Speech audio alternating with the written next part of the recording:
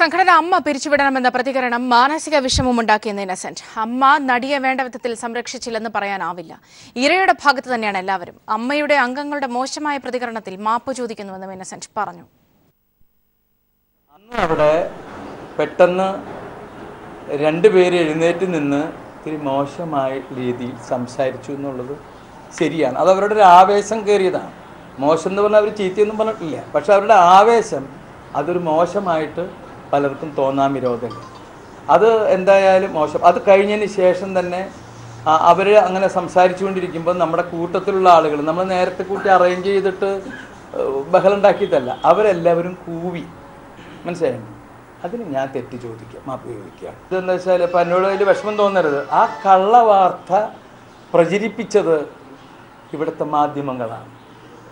ഞാൻ എൻ്റെ സ്വപ്നത്തിൽ പോലും ഞാൻ വിചാരിച്ചിട്ടില്ല, എന്തെന്ന് വിചാരിച്ചിട്ടുമില്ല, വിചാരിക്കണമില്ല എന്തെന്ന് ഞാൻ രാജിവെക്കണമെന്നുള്ളത്. അത് തന്നെ നിങ്ങൾ മനസ്സിലാക്കിയാൽ മതി. അപ്പോൾ നിങ്ങൾ ചെയ്യുന്ന കാര്യങ്ങളിൽ നിങ്ങളൊന്ന് ആലോചിച്ച് നോക്കി. ഈ സ്ക്രോളിങ് പോകുമ്പോൾ ഇന്നസെൻ്റ് രാജിവെക്കുന്നു എന്ന് പറഞ്ഞ് നിങ്ങൾ ഒന്ന് ആലോചിക്കണം, അതൊരു ശരിയായിട്ടുള്ള മാർഗമാണോ എന്നുള്ളത്.